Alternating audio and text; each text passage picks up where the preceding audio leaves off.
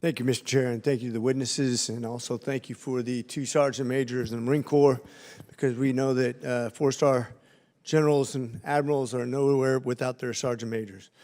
I want to address the fact that our forward deployed military performs a critical task in defending us in this Western Hemisphere, which is often neglected in this conversation.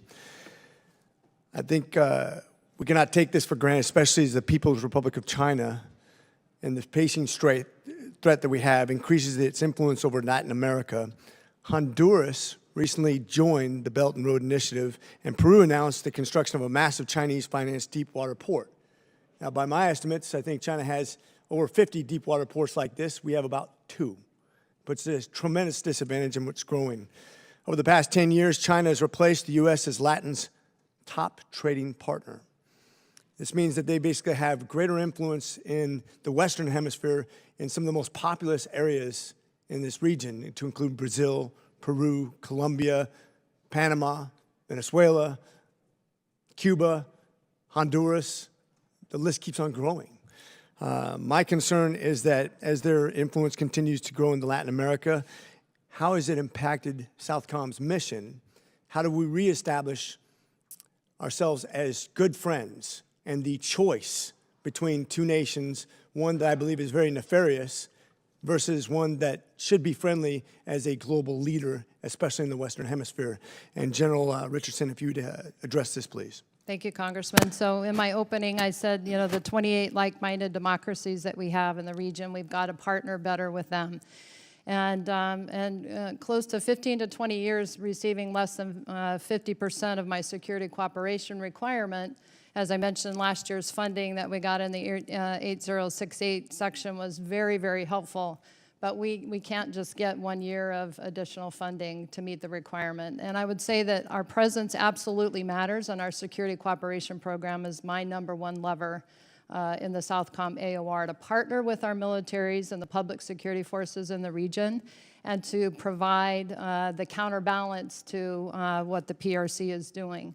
And so, as I said, our presence absolutely matters. But when we're not there, with this additional funding last year in the 8068 appropriation, we were able to get further into the southern cone, so the countries of Chile, Argentina, Paraguay, Uruguay, with exercises and more engagement other than just a visit every once a year, has really made a huge difference in terms of the partnering. But we have to be there.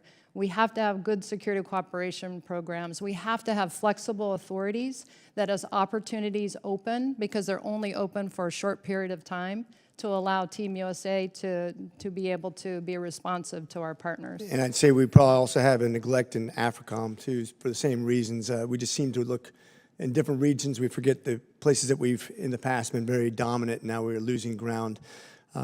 Secretary Zimmerman, according to Customs and Border Patrol, so far this year, we have encountered almost 19,000 Chinese nationals at the U.S.-Mexican border, a more than 50-fold increase since 2021. I might add, we have a record number crossing the northern border from the Chinese nationals as well. We acknowledge the threat from the People's Republic of China, and it seems our porous southern border is in crisis already, which we've acknowledged. The American people are absolutely concerned as one of the #1 issues in America. We know this is potential devastation to what could be terrorist activities, stealing our information, smuggling things in. We have almost 2 million people that got away. We don't even know who they are. We don't know how many of them are Chinese nationals as well. On top of that, 258 individuals on the terrorist list have crossed the southern border since the start of 2021. And oh, by the way, we have a record number of Chinese coming in from all over the way, whether it be by air or by sea or by across the borders. Would you agree that the suspected terrorists and their potential PRC spies crossing the southern border are a national security threat? Congressman, you speak of a very important challenge. I think the crisis at the border includes a number of dimensions, to include what we call extra-hemispheric immigration.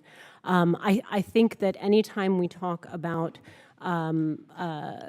those actors, that would be they terrorists, be they... I hate to cut you off. I'm almost out of time. I just got to make my point. I know you agree it's a threat. I just want to point out that when we talk about the difference between undocumented versus documented, just Gentleman's to clarify. time's expired. Chair, and I recognize the gentleman from Texas, Mr. Veazey. Thank you, Mr. Chairman. I want to thank the panel for being here today. And one of the things that is surprising to me around the issue that we're having at the border